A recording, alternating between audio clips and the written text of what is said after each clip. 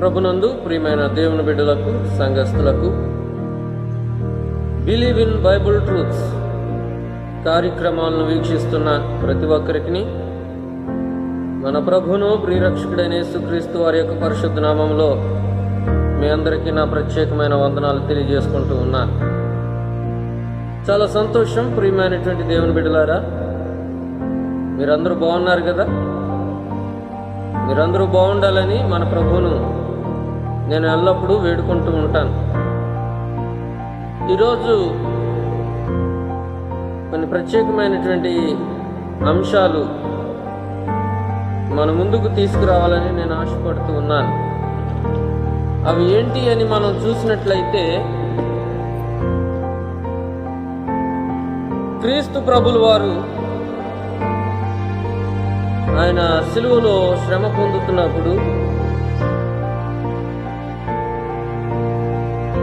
సంభవించిన సంఘటనలను, అదే రీతిలో ఆయన మరణించిన తర్వాత ఏర్పడినటువంటి సంఘటనలను గూర్చి దేవుని చిత్తమైతే ఒక సంభవాన్ని గురించి మనం నేర్చుకుందాం. 4 ఉన్నాయి. దాంట్లో మొట్టమొదటిగా ఒకటి నేర్చుకుందాం. దేవుని చిత్తమైతే, దేవుని రాకడ ఆలస్యమైతే తక్కినవి కూడా మనం వాక్యపు వెలుగులో మనం నేర్చుకుందాం. చిన్న ప్రార్థన చేసుకొని మొదటి సంభవాన్ని గురించి మనం నేర్చుకుందాం. సిలువలో క్రీస్తు ప్రభుల వారు శ్రమ పడుతూ ఉన్నప్పుడు, ఆయన తన ప్రాణమును విడిచినప్పుడు జరిగినటువంటి సంభవాల్లో మొదటి సంభవాన్ని మనం నేర్చుకుందాం. ప్రార్థన చేసుకుందాం. స్తోత్రము నాయన, పరిశుద్ధుడా, పరిశుద్ధుడా, మహాగణుడా, సకల ఆశీర్వాదములకు కారణభూతుడా, నీ యొక్క ఉన్నతమైన, పరిశుద్ధమైన, శ్రేష్టమైన నామానికి నాయన వందనాలు, స్తోత్రాలు. ఈ సమయంలో కొద్దిసేపు మీ వాక్యాన్ని ధ్యానం చేసుకునే భాగ్యాన్ని మాకు అనుగ్రహించినందుకు వందనాలు, స్తోత్రాలు. నాయన, బిలీవ్ ఇన్ బైబుల్ ట్రూత్స్ కార్యక్రమాలు వీక్షిస్తున్న ప్రతి బిడ్డను మీరు ప్రత్యేక రీతిలో దీవించండి, ఆశీర్వదించండి. మీ మెండైన దీవెనల బిడ్డలపైన మీరు కుమ్మరించండి. ఇదిగో నాయన, సిలువలో మీరు శ్రమ పడుతున్న సమయంలో, నాయన మీరు ప్రాణమును విడిచినటువంటి సమయంలో జరిగినటువంటి కొన్ని సంఘటనలు లేదా సంభవాలను మేము నేర్చుకోవాలని ఆశపడుతూ ఉండగా, నాయన మీరు మాకు బోధించండి. మీరు బోధించకపోతే మేము అర్థం చేసుకోలేం. మీరే ప్రతి బిడ్డతో మీరు మాట్లాడి మమ్మల్ని అందరినీ దీవించండి. అల్పుడునైన నన్ను నాయన మీ చాటును మరుగుపరచండి. నేనుగా మాట్లాడితే ఎవరికి ఉపయోగం ఉండదు. నాయన మీరే మీ ముఖకాంతి ద్వారా నీ ప్రియ బిడ్డలైన వారందరితో మీరు మాట్లాడండి. అందరిని ఆశీర్వదించి మహిమ పొందుకోమని యేసయ్య పరిశుద్ధ నామంలో విడి ప్రార్థిస్తూ ఉన్నాం పరమ తండ్రి, ఆమేన్. మరొకసారి మీ అందరికీ నా వందనాలు. ప్రభునందు ప్రియమైనటువంటి దేవుని బిడ్డలారా, ఈరోజు మనం నేర్చుకోబోతున్నటువంటి అంశము, క్రీస్తు ప్రభుల వారు సిలువలో శ్రమ పొందుతున్నటువంటి సమయంలో లేదా ఆయన ప్రాణము తండ్రి చేతికి అప్పగించిన అనంతరం జరిగినటువంటి సంభవాల్లో మొదటి సంభవంగా చీకటి కమ్ముకున్నది అనేటటువంటి పరిస్థితిని మనం నేర్చుకోబోతూ ఉన్నాం. క్రీస్తు ప్రభువుల వారు ఆ సిలువ శిక్షను ప్రారంభం నుంచి మనం చూడాలంటే, క్రీస్తు ప్రభుల వారి యొక్క సిలువ శిక్షను ప్రారంభం నుంచి మనం చూడాలంటే, యోహాను సువార్త 19:1-42 మనం తేటతెల్లంగా వాక్య వెలుగులో మనం చూడగలుగుతాం. అవన్నీ మరి 1-42 మనం ధ్యానం చేయటానికి సమయం లేదు, కానీ క్లుప్తంగా నేను వివరించుకుంటూ ముందుకు వెళ్ళిపోతాను. అదేంటంటే, మొట్టమొదటిగా క్రీస్తు ప్రభుల వారిని పిలాతు ముళ్ళ కిరీటం పెట్టించడానికి అనుమతిస్తాడు. అనంతరం కొరడాలతో కొట్టించడానికి అనుమతిస్తాడు. అలా చేసిన తర్వాత క్రీస్తు ప్రభుల వారిని తప్పించడానికి, అంటే సిలువ శిక్ష నుంచి తప్పించడానికి చాలా ప్రయత్నం చేస్తాడు. తన భార్య కూడా చెప్తుంది, ఆ నీతిమంతుని జోలికి నువ్వు వెళ్ళొద్దని. అవన్నీ దృష్టిలో పెట్టుకొని క్రీస్తు ప్రభుల వారిని సిలువ శిక్ష నుంచి తప్పించి విడుదల కలిగించేలాగా చూద్దామని ప్రయత్నం చేస్తాడు. కానీ ప్రజలను అడుగుతాడు, మరి ఈ పండుగ దినాన మనకు ఒక ఆచారం ఉంది. ప్రతి పండుగకు ఒక దొంగను లేదా ఒక నేరస్తుడిని విడిచిపెట్టేటటువంటి ఆచారం మనకుంది కనుక ఆచారంలో భాగంగా క్రీస్తు ప్రభువుల వారిని విడిచిపెడదామా, బరబ్బాని విడిచిపెడదాం అంటే మాకు బరబ్బానే కావాలి, క్రీస్తును సిలువ వేయండి అని కేకలు వేసినప్పుడు ఈ పిలాతు భయపడి నా ప్రభుత్వం లేదా నా అథారిటీ, నా పరిపాలన ఎక్కడ దెబ్బతింటుందో అనేటటువంటి ఉద్దేశంతో వేరే మార్గం లేక తన చేతులు కడుక్కొని పాపం ఈ నేరం నా మీద నా పిల్లల మీద ఉండకుండా ఉండాలని నేను చేతులు గడుపుకుంటున్నానని వారితో చెప్పి ఒక శాసనాన్ని సిద్ధపరుస్తాడు. సిలువ శిక్షకి క్రీస్తు ప్రభుల వారిని అప్పగించడానికి శాసనాన్ని సిద్ధం చేసి వాళ్ళకి అప్పగించడం మనం చూస్తాం. అప్పుడు వారు అంటారు, ఈ యొక్క నేరం, ఈ యొక్క పాపం మా మీద మా పిల్లల మీద ఉంటుందిలే, నీకేం ఇబ్బంది లేదని పిలాతుని వాళ్ళు మాటల ద్వారా సంధించడం మనం చూడగలుగుతాం. ఇది క్రీస్తు ప్రభుల వారి యొక్క టోటల్ వృత్తాంతాన్ని మనం చూస్తే ఈ అధ్యాయంలో చాలా వరకు మనం నేర్చుకోవాల్సినటువంటి అనేకమైన పాఠాలు ఉన్నాయి. అవన్నీ గుడ్ ఫ్రైడే రోజున మనం నేర్చుకోవడం జరిగింది. ఇప్పుడు మనం నేర్చుకోబోతున్నటువంటి క్లుప్తమైనటువంటి అంశాలు కొన్ని ఉన్నాయి, అవి మనం త్వరగా నేర్చుకుందాం. క్రీస్తు ప్రభుల వారు మాత్రమే ఈ సిలువ శిక్షను పొందారని అనుకోవద్దు. ఎందుకంటే క్రీస్తు ప్రభుల వారి కంటే ముందు ఆ పాలస్తీనా దేశంలో అనేకులను ఆ ప్రభుత్వం, రోమా సామ్రాజ్యం సిలువ శిక్షకు అప్పగించింది. పండితులు చెప్తున్నటువంటి పరిస్థితిని మనం చూస్తే 30,000 మందికి పైనే ఆ క్రీస్తు ప్రభుల వారి సిలువకు ముందే 30,000 మంది పైనే ఆ సిలువ శిక్షకు ఆహుతి అయ్యారని బైబిల్ పండితులు చెబుతూ ఉన్నారు. అంతేకాదు క్రీస్తు ప్రభుల వారు మరణించిన అనంతరం సిలువ శిక్షలు ఆగిపోయినాయి అని కూడా మీరు అనుకోవద్దు. క్రీస్తు ప్రభుల వారు సిలువలో మరణించిన అనంతరం కూడా అనేకమైనటువంటి సిలువ శిక్షలు వారు విధించడం జరిగింది. కానీ ప్రియమైనటువంటి దేవుని బిడ్డలారా,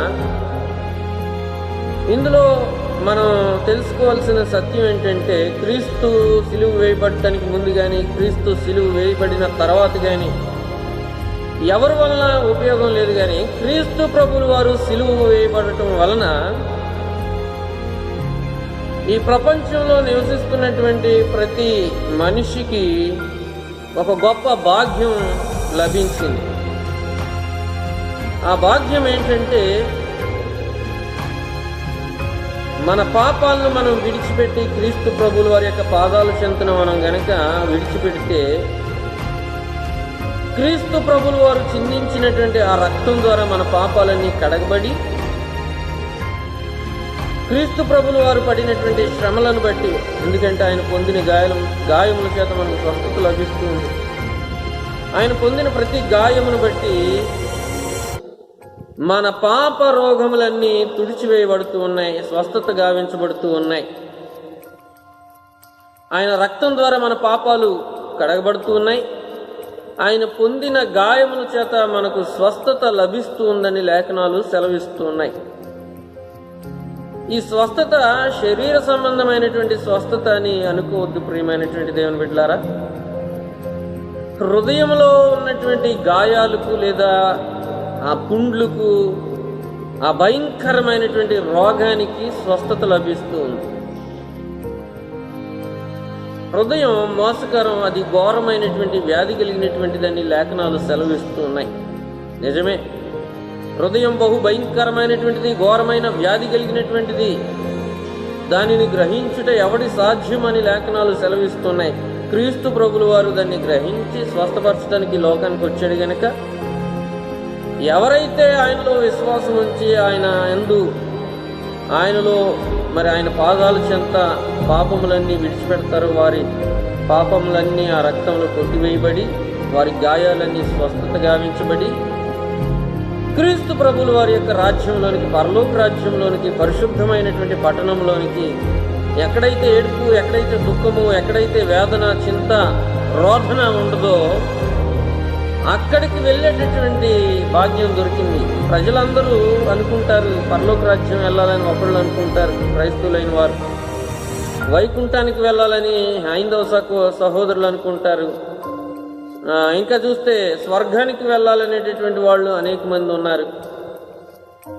ఏదైనా మోక్షానికి చేరాలనేటటువంటి కొంతమంది ఉన్నారు. ఏదేమైనప్పటికీ ఒక ఉన్నతమైన స్థితిలోనికి, నిత్యము జీవించేటటువంటి స్థితిలోనికి మనం వెళ్ళాలంటే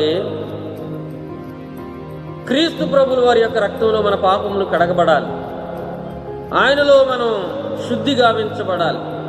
అప్పుడే ఆ పరలోక రాజ్యంలోనికి మనం ప్రవేశించగలం. మనిషికున్నవి రెండు జన్మలు.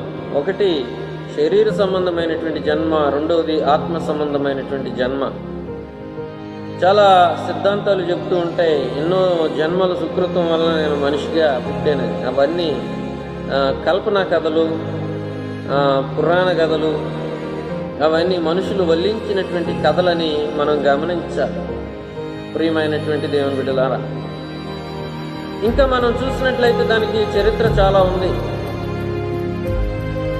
జంతువులుగా పుట్టేవాళ్ళు, మనుషులు జంతువులుగా పుడుతూ ఉన్నారు. తర్వాత అనేక జన్మల తర్వాత మళ్ళా మనుషులుగా పుడుతున్నారు. మనం ఆలోచన చేసినట్లయితే జంతువుల శాతం తగ్గిపోతుంది, మనుషుల శాతం పెరిగిపోతుంది. మరి చచ్చిపోయిన వాళ్ళందరూ జంతువుల కింద పుడితే ఈ ప్రపంచం అంతా జంతువులతో నిండిపోయి ఉండాలి. ఈ పాటి మనుషులే ఎక్కువ ఉంటున్నారు జంతువుల కంటే, ఎక్కడ చూసినా చూడండి. ఇవన్నీ కల్పనా కథలని మనం గ్రహించాలి. మనిషికున్నవి రెండే, ఒకటి శరీర సంబంధమైన జన్మ, రెండోది ఆత్మ సంబంధమైనటువంటి జన్మ. ఆత్మ సంబంధమైనటువంటి జన్మను పొందుకున్న వాళ్ళు, పరిశుద్ధాత్మ సంబంధమైనటువంటి జన్మను పొందుకున్న వాళ్ళు పరలోక రాజ్యానికి చేరతారని లేఖనాలు స్పష్టం చేస్తూ ఉన్నాయి. కనుక ప్రియమైనటువంటి బిడ్డలారా, క్రీస్తు ప్రభువుల వారి యొక్క శిలువ యాగమును బట్టి అనేకులు శిలువ శిక్షణ పొందినప్పటికీ క్రీస్తు ప్రభువుల వారు పొందినటువంటి శిలువ శిక్షలో మాత్రం మనకు స్వస్థత ఉంది, మనకు రక్షణ ఉంది, మనకు పరలోక రాజ్యం ఉంది. అవన్నీ ఎప్పుడు మనకు లభిస్తాయి అంటే, నేను పాపినని క్రీస్తు ప్రభువుల వారి యొక్క పాదముల చెంత ఎవరైతే ఒప్పుకుంటారో, మరి అంతరంగంలో ఉంచి వారి పాపాలను ఒప్పుకొని క్రీస్తు పాదాల చెంత మరి ఒప్పుకొని దేవుణ్ణి క్షమాపణ అడుగుతారో. ఒక మాట ఉంది, అతిక్రమములు దాచిపెట్టువాడు వర్ధిల్లడు, వాటిని ఒప్పుకొని విడిచిపెట్టువాడు కనికరమును పొందును అని లేఖనాలు సెలవిస్తున్నాయి. కనుక మనం ఏం చేయాలంటే, మన అతిక్రమాలన్నీ, మన పాపాలన్నీ క్రీస్తు పాదాల చెంత మనం పడేసినప్పుడు మన పాపాలకు ప్రాయశ్చిత్తం దొరుకుతుంది. మన పాపములన్నీ క్రీస్తు రక్తంలో ప్రక్షాళన చేయబడి మనం పరిశుద్ధులుగా తీర్చిదిద్దుకునేటటువంటి అవకాశం ఉంది. నేటి దినాన అనేకులు ఏం చేస్తున్నారంటే, క్రీస్తు ప్రభువుల వారి దగ్గరికి వెళ్తే పాపాలు పోతాయంట, రోగాలు పోతాయంట కదా అని. ప్రియమైనటువంటి, ఎవరు పాపాలు పోగొట్టుకోవాలంటే పాపాలు పోతాయి కదా, రోగాలు పోతాయి కదా అని దైవ సేవకుడిని ప్రార్థన చేయి, ఆ రోగం పోద్దేమో అని అంటూ ఉన్నారు. ప్రియమైనటువంటి, నీ పాపాలు పోవాలంటే, నీ రోగాలు పోవాలంటే వ్యక్తిగతంగా క్రీస్తు పాదాల చెంతకు నీ అంతటికి నువ్వే వెళ్ళి నీ పాపాల గురించి నువ్వు ప్రార్థన చేసుకోవాలి. మధ్యవర్తులు, ఒక పాస్టరు లేదా ఇంకొక అతను ఎవరో వచ్చి నీ పాపాలు తుడిచివేయటానికి మధ్యవర్తులు, కహానీలు, పప్పులు ఏమి ఉడకో. దేవుని దగ్గరికి నేరుగా నువ్వురా, మధ్యలో ఇంకొకటి అక్కర్లేదు. నీ మాట వింటాడు దేవుడు. కనుక ఒకసారి ఆలోచన చేసుకోండి. కనుక దీంట్లో మనం నేర్చుకోవాల్సింది ఏంటంటే, క్రీస్తు రక్తంలో, విలువైనటువంటి రక్తంలో, పరిశుద్ధమైనటువంటి రక్తంలో మనకు రక్షణ ఉంది, మనకు పరలోక రాజ్యం ఉంది, నిత్యము జీవించేటటువంటి భాగ్యం ఉందని గ్రహించాలి. ఎందుకో తెలుసా, 1 పేతురు 3:18-19 మనం చూస్తే, క్రీస్తు ప్రభువుల వారు ఎందుకు ఈ శ్రమ పడాల్సి వచ్చింది అని మనం ఆలోచన చేస్తే, మనల్ని పరలోక రాజ్యానికి చేర్చడానికి క్రీస్తు ప్రభువుల వారు పరలోకం నుంచి నరుడిగా ఈ లోకానికి వచ్చి సిలువలో మరణించాల్సి వచ్చింది. పరిశుద్ధ రక్తాన్ని చిందించాల్సినటువంటి అవసరత ఏర్పడిందని మనం గ్రహించాలి. ప్రియమైనటువంటి దేవుని బిడ్డలారా, చూడండి 1 పేతురు 3:18-19 ఏలయనగా మనలను దేవుని యొద్దకు తెచ్చుటకు అనీతిమంతుల కొరకు నీతిమంతుడైన క్రీస్తు శరీర విషయములో చంపబడి ఆత్మ విషయములో బ్రతికింపబడి పాపముల విషయములో ఒక్కసారే శ్రమపడెను. నీ నా పాపముల కోసం, రాబోయే తరముల వారి యొక్క పాపముల కోసం, మనకంటే వెనక చనిపోయినటువంటి వారి యొక్క పాపముల కోసము క్రీస్తు ప్రభులు వారు ఒక్కసారే శ్రమ పడ్డారు సిలువలో. యావత్ ప్రపంచము కొరకు ఒకసారి క్రీస్తు ప్రభులు వారు శ్రమ పడినట్లుగా మనం చూడగలుగుతూ ఉన్నాం. ఈరోజు నీ పాపములు క్షమించబడాలంటే ఒక్కసారే మ్రాను పైన వేలాడిన క్రీస్తును నువ్వు ఆశ్రయించాలి. నీ కోసము రక్తాన్ని చిందించినటువంటి యేసు ప్రభులు వారిని నువ్వు ఆశ్రయించాలి. ఆత్మ విషయంలో నువ్వు బ్రతికింపబడాలంటే, పరలోక రాజ్యంలో నువ్వు చేర్చబడాలంటే క్రీస్తు మన కోసం శ్రమ పడ్డారని గ్రహించి, మన కోసం రక్తం చిందించారని గ్రహించి నువ్వు ఆయన వైపు తిరిగితే నీకు ఆ నీతిమంతుల యొక్క రాజ్యంలో ప్రవేశం ఉంటుందని క్రీస్తు ప్రభుల వారి యొక్క వాక్యము మనకు బోధిస్తుంది. పరిశుద్ధ వాక్యం మనకు నేర్పిస్తుంది. జీవం కలిగిన శ్రేష్టమైన వాక్యము మనకు బోధిస్తుంది. ప్రియమైనటువంటి దేవుని బిడ్డలారా, కనుక క్రీస్తు ప్రభుల వారి యొక్క మరణంలో ఒక గొప్పతనం ఉంది. అనేకులు మరణించారు కానీ వారిలో ఏ గొప్పతనం లేదు. ఆ సిలువ శిక్షలో, సిలువలో దొంగ అంటాడు, అరే ఇంకో దొంగతో అంటాడు, మనమైతే పాపములు చేసాం, నరహత్యలు చేసాం, ఘోరమైనటువంటి పాపాలు చేసాం. క్రీస్తు ప్రభులు వారు మాత్రం ఏ పాపము చేయలేదు. ఆయన నిందారహితుడు, ఆయన నీతిమంతుడు, ఏ పాపం ఎరగినటువంటి దేవుడని గ్రహించి నీ రాజ్యంలోనికి వచ్చినప్పుడు నన్ను జ్ఞాపకం చేసుకో అన్నాడు. ప్రియమైనటువంటి దేవుని బిడ్డలారా, దుఃఖింపబడేవారు ఓదార్చబడతారని మరి ధన్యతల్లో మనం చూడగలుగుతూ ఉన్నాం. ప్రియమైనటువంటి దేవుని బిడ్డలారా, ఈరోజు నిజంగా నువ్వు మరి క్రీస్తు ప్రభుల వారి యొక్క కృపకు పాత్రుడు అవ్వగలవా? సిలువలో నేరుగా దొంగ క్రీస్తు ప్రభుల వారి యొక్క కృపకు పాత్రుడయ్యాడు. క్రీస్తు రాజ్యానికి వారసుడయ్యాడు. ఆయన రక్తంలో, ఆయన ప్రోక్షించబడిన రక్తంలో అంత అమూల్యత ఉంది, అంత శ్రేష్ఠత ఉంది. ప్రియమైనటువంటి దేవుని బిడ్డలారా, ఇంకా మనం చూసినట్లయితే క్రీస్తు ప్రభులు వారి యొక్క మరణమును బట్టి కానీ ఆయన శ్రమ పడుతున్నటువంటి సమయంలో 4 సంఘటనలు సంభవించినాయి. ఆ సంభవాల్లో మరి ఒకటి ధ్యానం చేసుకుందాం. 4 సంభవాలు మత్తయ్య గారు రాశారు కానీ వాటిని వర్ణించలేకపోయాడు. కానీ జాన్ మెకార్థర్ అనేటటువంటి ఒక దైవజనుడు ఏం చేశాడంటే, దేవుడే స్వయాన ఆ 4 సంభవాల్ని వర్ణించాడంటూ ఆయన వ్యక్తం చేయడం జరిగింది. ప్రియమైనటువంటి దేవుని బిడ్డలారా, కనుక దేవుడే ఆ 4 సంభవాలను వర్ణించి ఉన్నారు కనుక 4 సంభవాలని తెలియజేసి ఉన్నాడు కనుక ఆ 4 సంభవాల్లో మొదటి సంభవాన్ని మనం చూద్దాం. చూడండి, మార్క్స్ వార్త 15:25 ఆయనను సిలువ వేసినప్పుడు పగలు 9 గంటలాయను. యేసు ప్రభు వారిని సిలువ వేసినప్పుడు the exact time is 9 AM in the morning. It was 9 AM in the morning. మనం చాలా గుర్తుంచుకోవాల్సినటువంటి విషయం. ఆ తర్వాత మనం చూసినట్లయితే మత్తయి సువార్త 27:45 చూడండి, మధ్యాహ్నం మొదలుకొని 3 గంటల వరకు ఆ దేశమందంతటను చీకటి కమ్మెను. ఇది మొదటి సంభవం. 9ంటికి ఆయన్ను సిలువు పైకి ఎక్కించి ఆ సిలువు పైన వేలాడేశారు. ఆ తర్వాత ఆయన 12 గంటల వరకు ఆ సిలువు పైన మాటలు పలుకుతూ ఉన్నారు. అనంతరము మధ్యాహ్నం అంటే 12 నుంచి మధ్యాహ్నం ప్రారంభమవుతుంది. ఆ 12 గంటల నుంచి 3 గంటల వరకు exactly till 3 PM in the evening ఆ దేశమందంతటను చీకటి కమ్మెను అని వచనాలు, దేవుని లేఖనాలు మనకు స్పష్టం చేస్తూ ఉన్నాయి. పాత నిబంధనలో చీకటి దేవుని తీర్పుకు సాదృశ్యంగా ఉంది. చాలా మంది చీకటిని బట్టి ఏమనుకుంటారంటే ఈ చీకటి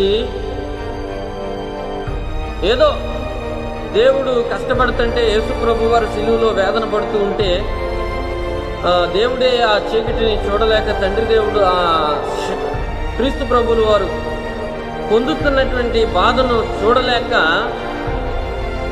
దేవుడు తన కళ్ళు మూసుకున్నారు, లేకపోతే చూడలేకపోయారు, తన తలను దిప్పుకున్నారు అని చాలామంది అనుకుంటారు. మంచిదే, నిజంగానే దేవుడు కూడా యేసు ప్రభు వారు కుమారుడైనటువంటి యేసు ప్రభు వారు దేవుడిగా శిక్ష అనుభవిస్తుంటే తండ్రిగా దేవుడిగా చూడలేకపోవటం అనేది నిజమే. కానీ ఇక్కడ మనం ఆలోచన చేస్తే చీకటి అసలు దేనికి సాదృశ్యంగా ఉందో కూడా మనం చూడాలి. ప్రియమైనటువంటి దేవుని బిడ్డలారా, చీకటి దేవుని ఉగ్రతకు, దేవుని కోపాగ్నికి, దేవుని క్రోధానికి సాదృశ్యంగా ఉందని మనం గ్రహించాలి.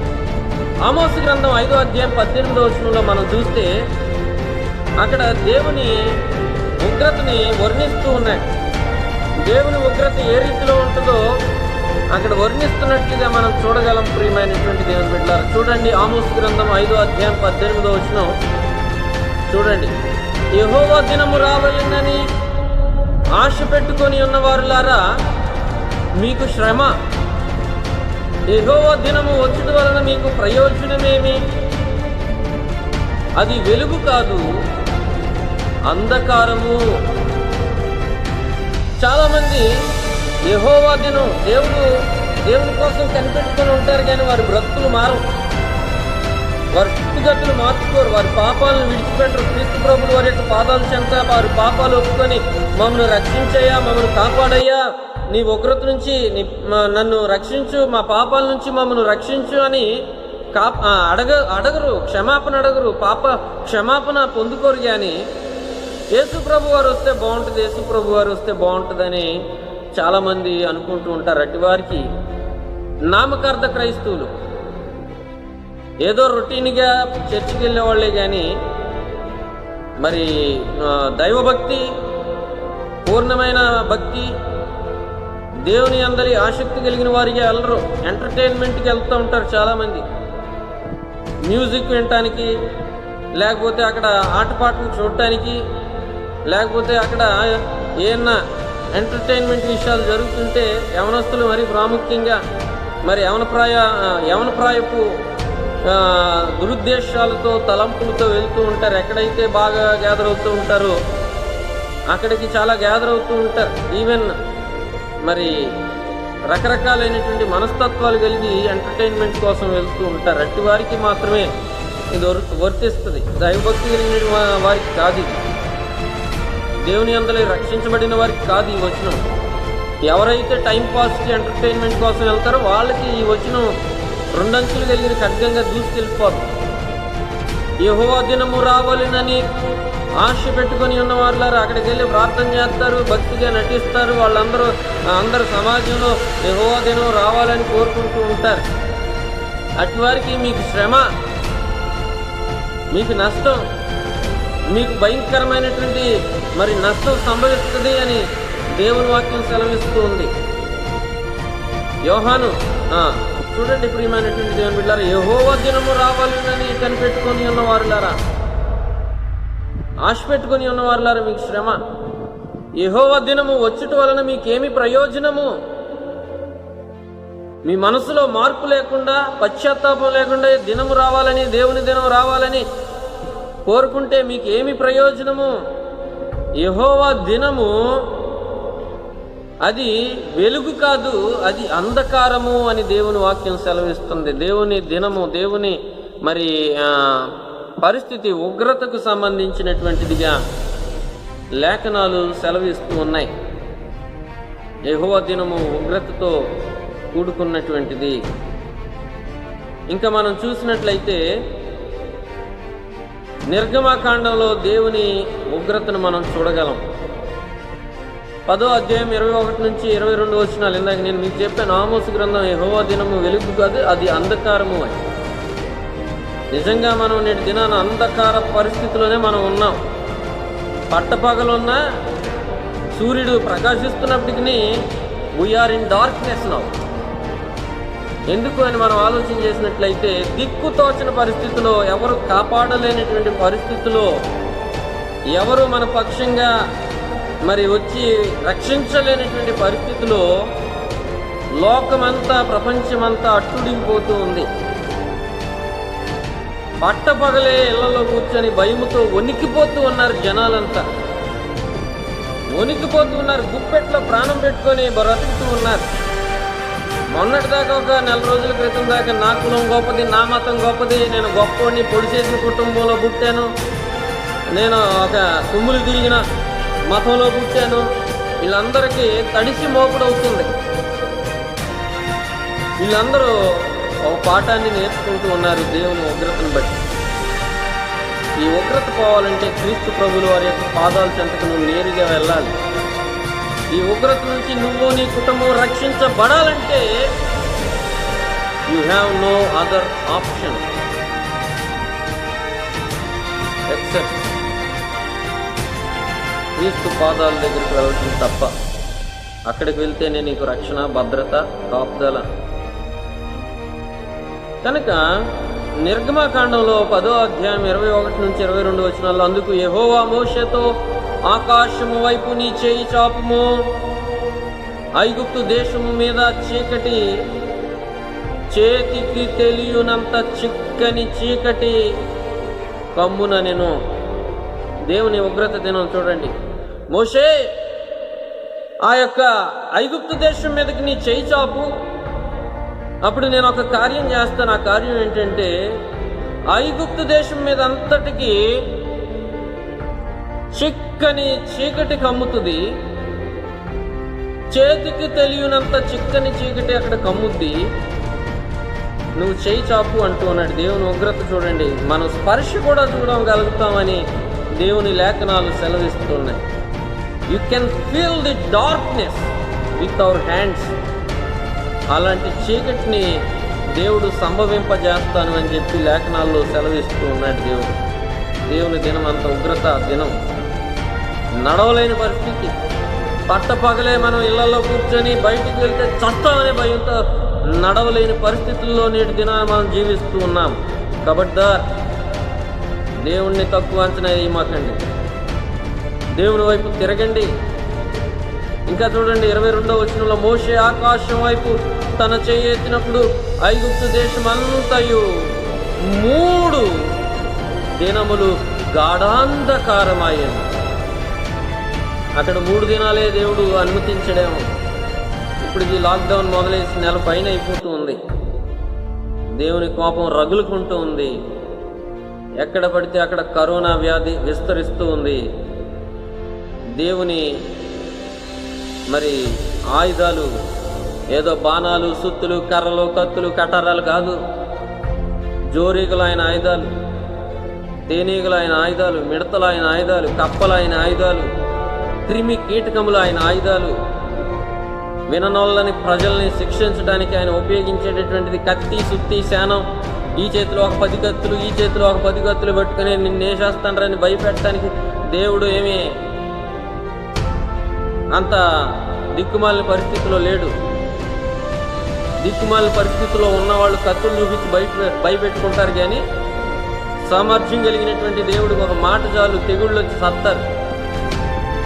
ప్రియమైనటువంటి దేవుని బిడ్డలారా, అదే ఇక్కడ 3 దినాలు గాఢాంధకారమాయను అని లేఖనాలు సెలవిస్తున్నాయి. ఇంకా చూడండి నిర్గమకాండం 11వ అధ్యాయం 4 నుంచి 5 వచనాలు, మోషే ఫరోతో ఇట్లా యెహోవా సెలవిచ్చినదేమనగా, మధ్యరాత్రి నేను ఐగుప్తులోనికి బయలు వెళ్ళేదను.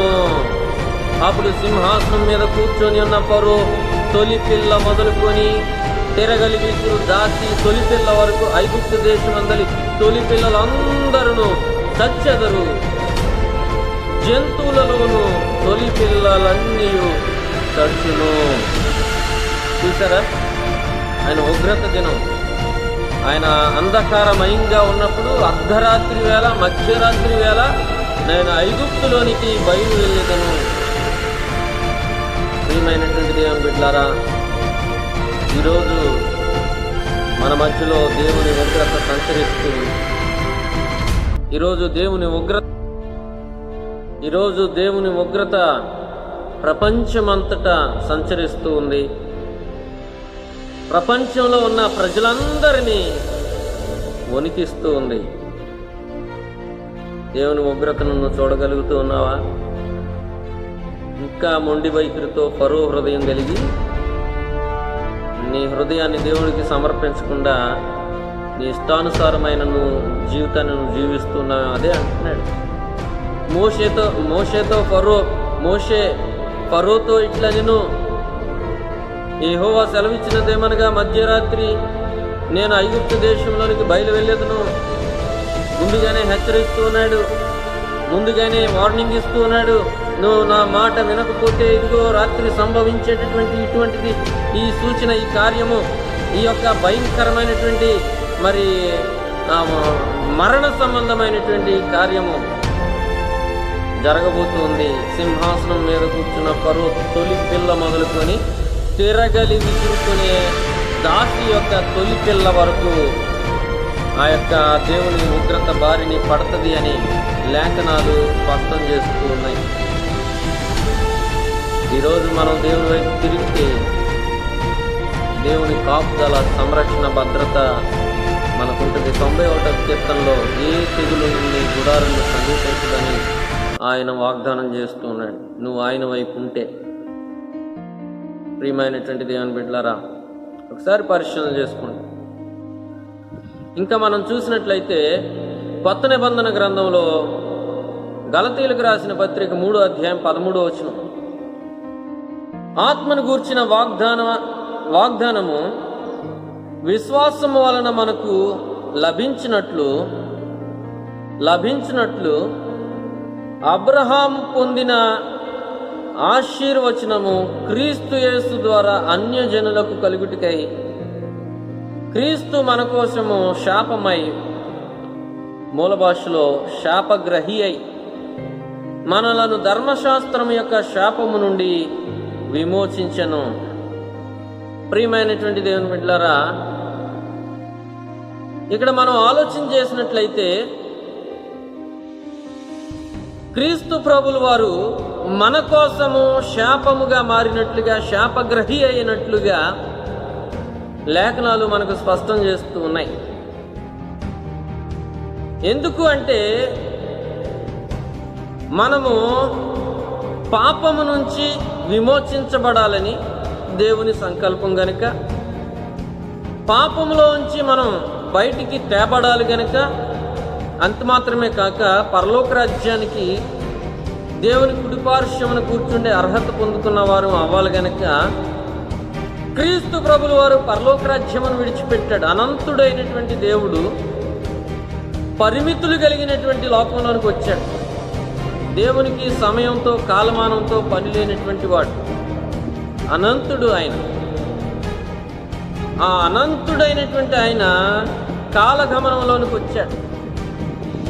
ప్రియమైనటువంటి దేవుని బిడ్డలారా, మనం చూసినట్లయితే ఆఫ్టర్ బీసీ అండ్ ఏడి ఈ మనం చూస్తే క్రీస్తు ప్రభుల వారు దేవుడని మనం గ్రహించవచ్చు. ప్రపంచంలో ఎవరికి ఇలాంటి మరి ధన్యత లేదు. దేవుళ్ళని బడి వచ్చారు కానీ ఏదో గ్రంథాల్లో, కల్పనా కథల్లో వ్రాయబడ్డారు కానీ వాళ్ళు దేవుళ్ళు కాదు. నిజానికి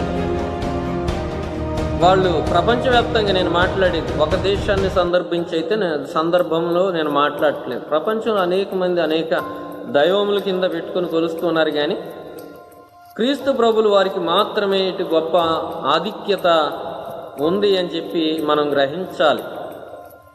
క్రీస్తు ప్రభులు వారు అనంతుడైనప్పటికీ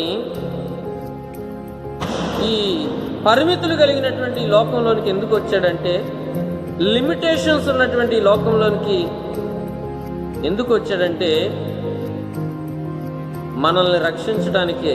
ఓన్లీ బికాజ్ టు సేవ్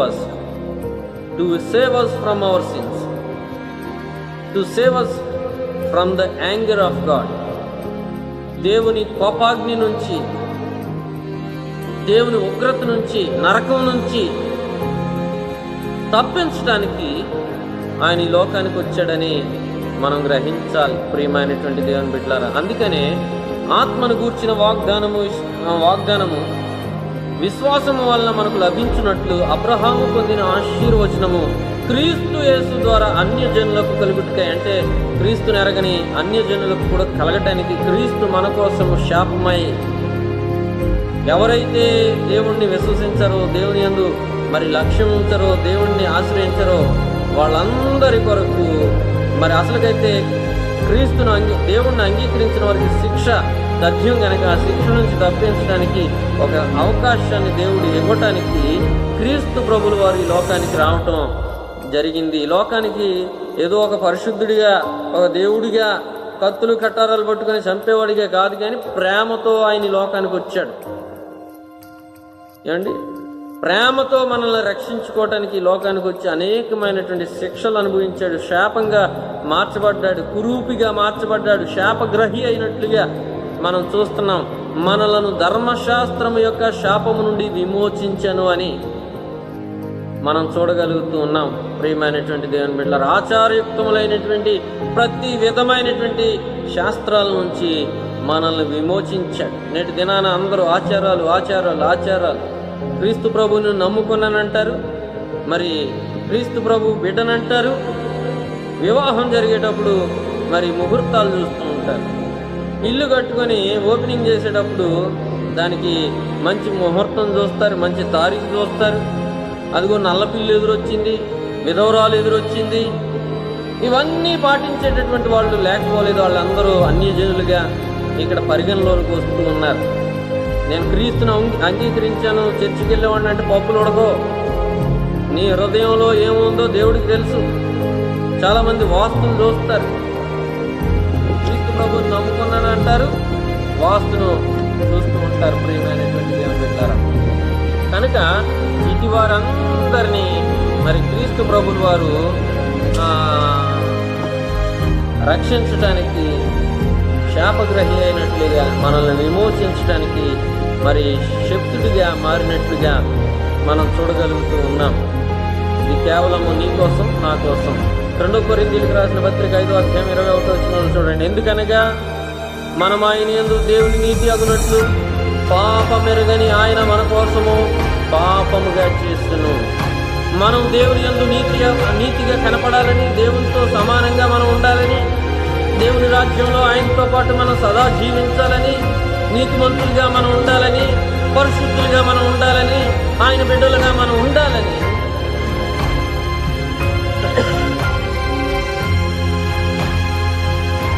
పాపమెరగని ఆయనను మన కోసము పాపముగా చేశాను.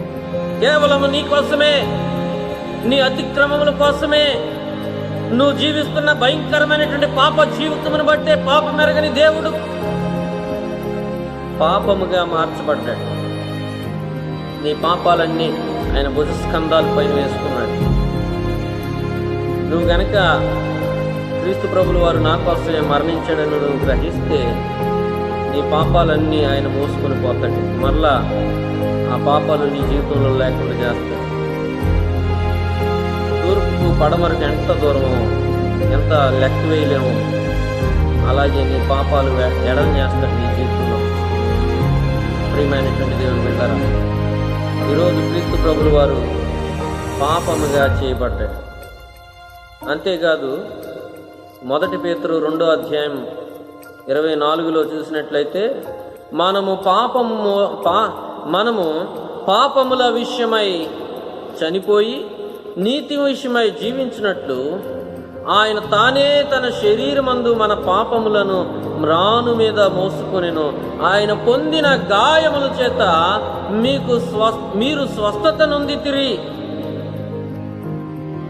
మనం పాపము విషయమై చనిపోయి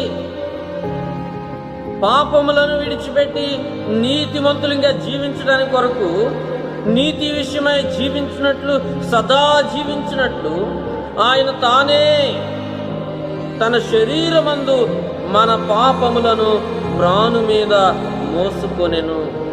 శిలువలో ఆయన ప్రతి పాపమును మన మీద, మనం నీతిమంతులు కావాలని మన ప్రతి పాపములను ఆయన మ్రాను మీద మోసుకున్నట్లుగా మనం చూడగలుగుతున్నాం. ఆయన పొందిన ప్రతి గాయమును బట్టి, ఆయన చిందించిన ప్రతి రక్తపు బిందువును బట్టి మనిషికి రక్షణ ఉంది, మనిషికి మరి పాప క్షమాపణ ఉంది, మనిషికి పరలోక రాజ్యం ఉంది, పరలోక రాజ్యానికి బాట ఏర్పడిందని, పరలోక రాజ్యానికి నిచ్చెన వేయబడిందని, వంతెన కట్టబడిందని మనం చూడగలుగుతున్నాం. ఇందులో భాగంగా మనం చూసినట్లయితే ప్రియమైనటువంటి దేవుని బిడ్డలారా, ఈ యొక్క 3వ మాటలో సాదృశ్యాన్ని మనం ఆ చీకటి ఎందుకు కమ్మిందో మనం చూస్తే, దేవుడు తన మహాభయంకరమైనటువంటి ఉగ్రతను మన మీద చూపించడానికి బదులు అంధకారము అంటే అంధకారం ఆయన ఉగ్రతకు సాదృశ్యమని నేను చెప్పాను ముందుగా. క్రీస్తు ప్రభువు వారు సిలువలో భయంకరమైనటువంటి యాతన పడుతూ ఉంటే అక్కడ అంధకారము, అక్కడ చీకటి కమ్మింది. దేవుని ఉగ్రత కృమ్మరించబడుతుంది క్రీస్తు ప్రభువు వారి పైన. నీ మీద పడాల్సిన ప్రతి కొరడా దెబ్బ, నువ్వు పొందవలసిన ప్రతి గాయము క్రీస్తు ప్రభువు వారి మీద ఆయన చూపిస్తూ ఉన్నాడు, కృమ్మరిస్తూ ఉన్నాడు. భయంకరంగా మరి పొర్లి కృమ్మరించేలాగా ఆయన చేస్తూ ఉన్నాడు. అందుకనే అక్కడ అంధకారము చీకటి అలుముకొని మధ్యాహ్నం మొదలుకొని ఇంచుమించు 3 గంటల వరకు చీకటి కమ్మినట్లుగా మనం చూడగలుగుతున్నాం. యెహోవా దినము రావాలని కనిపెట్టుకొని ఉన్నవారులారా, ఆశ పెట్టుకొని ఉన్నవారులారా, ఆయన దినము వచ్చుట వలన మీకు ప్రయోజనమేమి? ఇందాకే నేను చెప్పాను, ఆమోసు గ్రంథము 5వ అధ్యాయం 18లో నేను మీకు చెప్పాను, ఆయన దినము వచ్చుట వలన మీకు ప్రయోజనమేమి? ఆ దినము వెలుగు కాదు, అంధకారము. ఆ అంధకారము ఆయన కోపాగ్ని, మన మీద ఉన్నటువంటి కోపాగ్ని క్రీస్తు ప్రభువు వారి మీద కృమ్మరించాడు గనక, యెహోవా దినము కోపము భయంకరమైనది గనక అక్కడ అంధకారము ఛాయలు అలుముకొని అక్కడ మధ్యాహ్నము మొదలుకొని 3 గంటల వరకు చీకటి కమ్మిందని లేఖనాలు స్పష్టం చేస్తూ ఉన్నాయి. ఈరోజు నువ్వు ఆ యొక్క చీకటిని బట్టి నువ్వు నేర్చుకోవాల్సినటువంటి అంశం ఏంటంటే, నీ పక్షంగా దేవుని ఉగ్రత అంతా, నీ మీద పడవలసినటువంటి దేవుని ఉగ్రత అంతా క్రీస్తు ప్రభువు వారి మీద పడింది గనక, నువ్వు తప్పించబడ్డావు గనక, నీకు విముక్తి లభించింది గనక, తాత్కాలికంగా శిక్ష నుంచి నీకు మరి ఒక రకమైనటువంటి ఉపశమనం కలిగింది. అసలుకైతే నువ్వు ఈ పాటికి నరకంలో ఉండాలి. ఆ ఉపశమనాన్ని కలగజేశాడు, కృపాకాలాన్ని విస్తరింపజేశాడు. ఈ కృపాకాలాన్ని నువ్వు సద్వినియోగపరుచుకుంటావేమో, ఆయన వైపు తిరుగుతావేమో, ఆయన వైపు తిరిగి నీకు ఇచ్చిన సమయాన్ని సద్వినియోగపరిచి గ్రేస్ పీరియడ్ అంటారు. ప్రియమైనటువంటి దేవుని బిడ్డలారా, ఉపయోగించుకొని దేవుని వైపు తిరుగుతావేమో అని ఆయన కనిపెట్టుకొని ఉన్నాడు. ఆ ఉగ్రతని కాసేపు పోస్ట్ పోన్ చేశాడు నీ మీద. ఆ ఉగ్రత మరొకసారి మన మీదకి రాబోతుంది. ప్రస్తుతం దేవుని ఉగ్రత ప్రపంచమంతా వెంటాడుతుంది. ఆయన వైపు తిరగాలని హెచ్చరిస్తూ ఉన్నాడు, వార్నింగ్ ఇస్తూ ఉన్నాడు. మనుషులు బొత్తిగా దారి తొలగిపోయారు, వారి పాపాల్లో కొట్టుమిట్టాడుతూ ఉన్నారు. ఆ ఉగ్రత పోవాలంటే క్రీస్తు వైపు తిరగాల్సిందే. క్రీస్తు వైపు తిరగకుండా ఈ పాపం చేసే వారిని బట్టి వచ్చినటువంటి ఉగ్రత కానీ తెగుళ్ళు కానీ అలనాడు మరి దేవుని ఉగ్రత మనం చూస్తే నోవాహు దినాల్లో మరి ఇలాగే వార్నింగ్ ఇచ్చాడు, భయంకరమైనటువంటి ప్రళయం వస్తుంది, మీరందరూ కొట్టుకుపోతారని వారు లేదు, కొట్టుకుపోయారు. అదే రీతిలో మరి మనం చూస్తే సొదొమ గొమొర్రా మీద కూడా ఉగ్రత దేవుడు కృమ్మరించాడు. అదే రీతిలో మనం చూస్తే ఇశ్రాయేలీల్లో 10 తెగులు మరి ప్రథమ సంతానం తొలి పిల్లలు చచ్చిపోతాయి అని చెప్పినప్పుడు వారు వెళ్ళలేదు, వారు చచ్చిపోయారు. ప్రియమైనటువంటి దేవుని బిడ్డలారా, అదే రీతిలో ఇప్పుడు కూడా తెగుళ్ళు వస్తూ ఉన్నాయి కనుక ఇది దేవుని వలన ఏర్పడిందని గ్రహించి దేవుని వైపు తిరగండి. నమ్మితే రక్షించబడతావు, నమ్మకపోతే నేను ఇదేదో నిన్ను అయ్యా బాబు అని బతిలాడాల్సిన పని నాకేం లేదు. నువ్వు రక్షించబడాలంటే టర్న్ టు ద లార్డ్, దేవుని వైపు నువ్వు తిరుగు. అప్పుడే then only you will be saved from this dangerous situation. కనుక ఈ యొక్క వచనం మనకేం నేర్పిస్తుందంటే, ఈ చీకటి దేవుని ఉగ్రతకు సాదృశ్యమని. ఈరోజు మనం ఆ చీకటి అంధకారాన్ని మనం రుచి చూడగలుగుతూ ఉన్నాం. ఇది టేస్టింగ్ మాత్రమే, రుచి చూపిస్తూ ఉన్నాడు. ఎలా ఉంటుంది, భయంకరమైనటువంటి పరిస్థితులు ఎలా ఉంటాయి. Be careful. ఒకనొక రోజు రాబోతూ ఉంది, రక్షించబడిన వాళ్ళు పరలోక రాజ్యంలోకి వెళ్తారు. అదే రీతిలో విడిచిపెట్టబడినటువంటి వాళ్ళు నరకానికి పాత్రలు అవుతారు. భయంకరమైనటువంటి అంధకారం కలిగిన బిలాంలోనికి పోయబడతారు.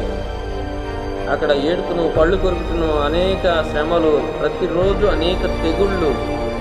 ఆ తెగుళ్ళు అనుభవిస్తే చస్తూ బతుకుతూ చావకనే బతుకుతూ బ్రతకాల్సినటువంటి దినాలు ముందున్నాయి. ఇది శాంపుల్ డోస్ మనకి తగులుతూ ఉంది. ఈ శాంపుల్ డోస్ కూడా తిని నువ్వు తిరగలేదనుకో, అసలు డోస్ ఉంటుంది. ఆ డోస్కి ఇక మాటల్లో వర్ణించలేం. ఆ డోస్కి తప్పించబడాలంటే క్రీస్తు ప్రభులు వారు ఆ శిలువలో నీ కోసం ఆ ఉగ్రతను అనుభవించాడు. దేవుని ఉగ్రతను అనుభవించారు. ఆయన అనేక శ్రమలను అనుభవించాడు నీ గురించి.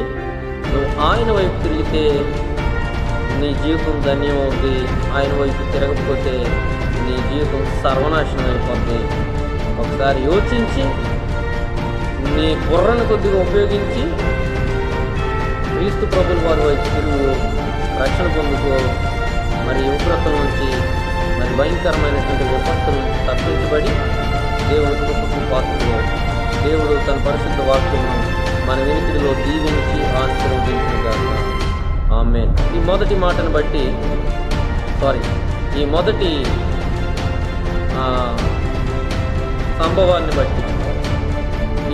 సంభవాన్ని బట్టి మనం నేర్చుకున్న పాఠమును మీరు మాత్రమే కాదు, చుట్టుపక్కల ఉన్న వారందరికీ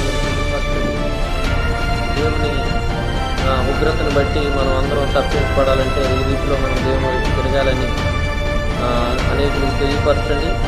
వ్యక్తిగతంగా మీరు కూడా బాగా ప్రార్థన చేయండి.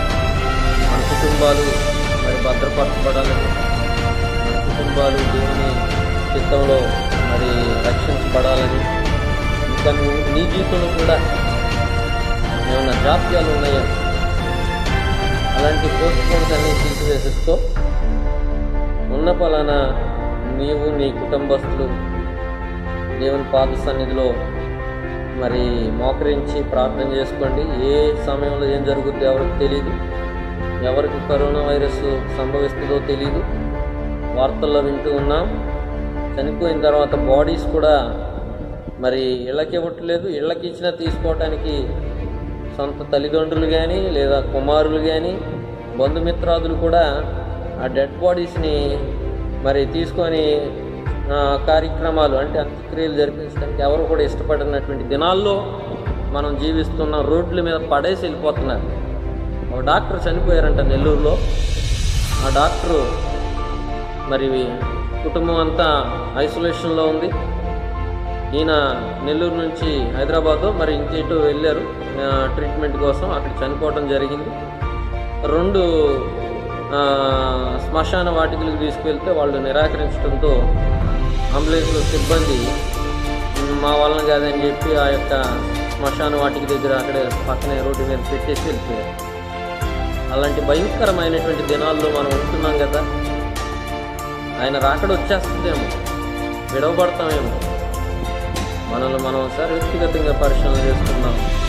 మన కుటుంబాలని రక్షించబడే బాధ్యత కుటుంబ యజమానుల మీద, కుటుంబంలో ఉన్నటువంటి పెద్దల మీద ఆధారపడి ఉంది. యవనస్తుల్ని భయభక్తుల్లోకి తీసుకురండి. దేవుని వాక్యం చదివే వారికి అందరూ ఉండండి. మరి ప్రార్థన చేసే అనుభవంలోనికి అందరూ రావాలి. ఈ విపత్తు నుంచి తప్పించబడాలంటే యేసు ప్రభువు వారు ఒక్కడే మార్గం. మీ అందరికీ నా వందనాలు.